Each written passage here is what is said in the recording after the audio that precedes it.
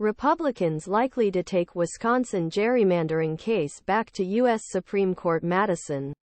Republican lawmakers will likely return to the U.S. Supreme Court to defend Wisconsin's electoral maps that have given the GOP large majorities for years.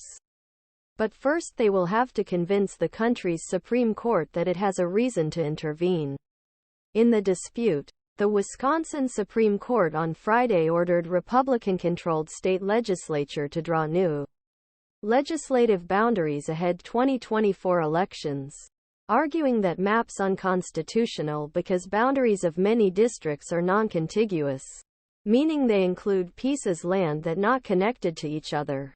The court, in a 4-3 decision, said it was prepared to change states' heavily stretched maps if the legislature and Democratic governor cannot agree on a new plan. House Speaker Robin Vos, R-Rochester, said U.S. Supreme Court would have final say on issue, suggesting she plans to ask nation's top court to reconsider state Supreme Court's decision. We will pursue all federal issues arising from the redistricting case in the U.S. Supreme Court, Vos said in a statement Tuesday. To get U.S. Supreme Court to hear the case, legislature and its allies will need to argue that federal law was violated.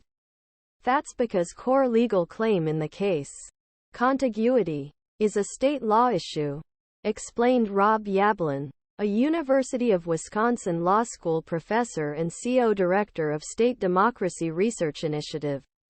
The lawsuit argued that the maps violated the Wisconsin Constitution because some legislative districts contained unconnected parcels of land. The Wisconsin Supreme Court has the final say on questions of state law, Yablon said. A request the U.S. Supreme Court to weigh in on state Supreme Court decision is known as a petition for certiorari or petition certiorari. Under U.S. Supreme Court rules, 4 of the 9 justices must vote to accept such a case. Has done a really deliberate job sticking to very narrow constitutional issues state, which has effect isolating much decision from U.S. Supreme Court review, said Daniel Suhr, a Republican attorney who served on former governor, directed by Scott Walker.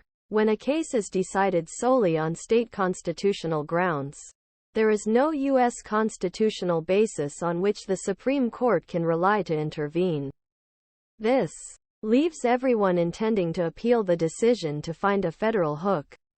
But Suhr said it wasn't clear from a procedural standpoint whether the case had reached that point. Usually go to the U.S. Supreme Court. We have reached a final decision. The case has to be finished and resolved.